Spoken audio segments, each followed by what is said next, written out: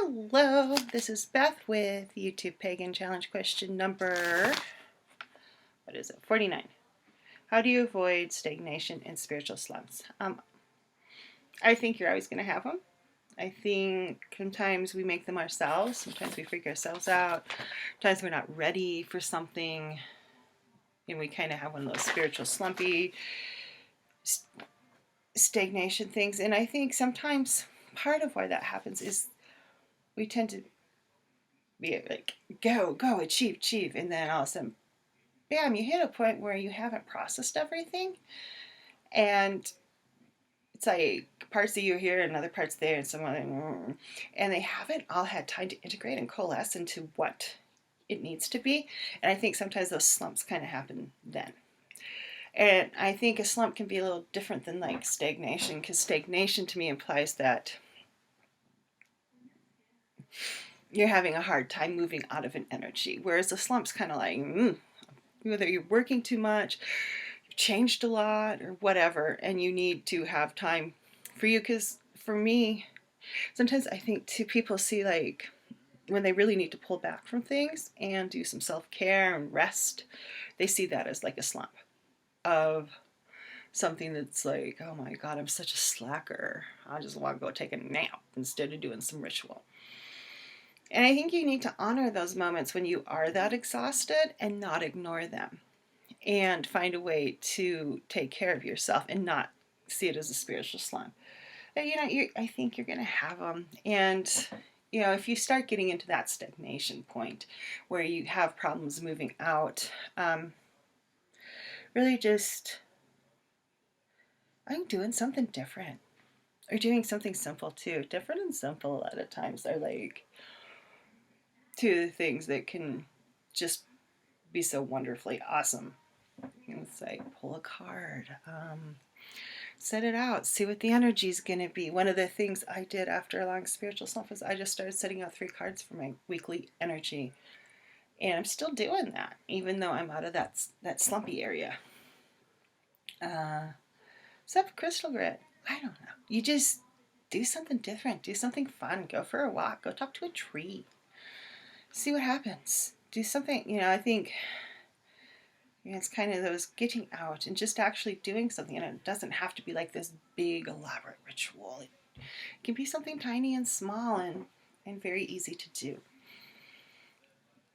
Yeah, and I'm a huge fan of simple. It's like, how can I make this easy on myself? And I know, I'm sorry, but I think you're going to fall off. Kitty's on my lap this morning. Say hi, Lily. Hi. And she was kind of sliding, but she didn't like me moving her. I'll play with your cat. Ask your kitty what kind of magic she wants to do. It might be not magic, but I'm a mom. I feel like I'm umming too much in this video. Simple. It always comes back to like simple. How can I get it simple? How can I simplify this to make it work for me? Because usually when you're kind of in a stagnation, slumpy dumb mode, you're not always being that kind to yourself about that mode you may be in. And to self-care, practice positive self-talk when it comes to this stuff. There's no I suck, so I didn't do the full moon ritual that I had planned that would have taken forever. You know why you probably didn't? Because it would have taken forever, and you're in a slump, or you're feeling stagnant as far as your spiritual practice goes. Light a candle, pull a card. There's your full moon ritual. Ta-da! Set out a crystal. It's like, oh, that feels good to me. Set it out, see what happens.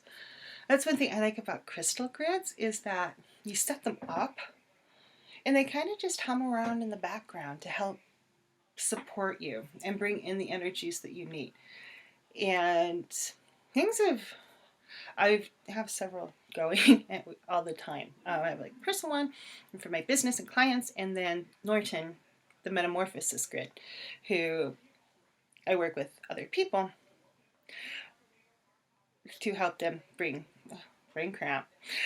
ease into change and create space why things change, because you're pretty much always changing and the world is always changing, and you gotta figure out how you're going to do it. So we support each other, and Norton, eats our spiritual cookies that we give him to help us, see more clear.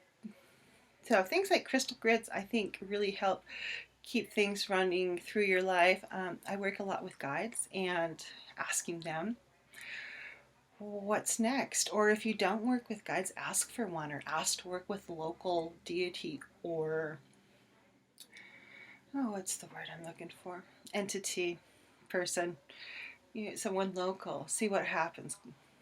But the more simple you keep things, the more easily it's going to get you out of a slump. And make sure on a slump, especially, that it's not because you're working too much and you're tired and you have a young child, or you're a caretaker, that kind of stuff. Make sure it's not a self-care issue first before you're like, oh God, I suck, I'm in a slump, and then just say, I'm so awesome, I'm in a slump. Knock off, any negative self-talk. And if you really feel like you are in a place where you're stagnating energetically, something like a crystal grid, or even just finding a rock as you take a walk that says, "Ooh, I like that rock." Pick it up, take it home. Make that you're moving out of stagnation rock. Use that rock to help you move out of that energy. Pull a card, light a candle, say hello to the moon, and then go to bed. Simple, simple, simple. Simple is so much easier than hard. Hard and complicated tends to disappear. Simple and easy, it's going to stick around. Alrighty. Bye-bye.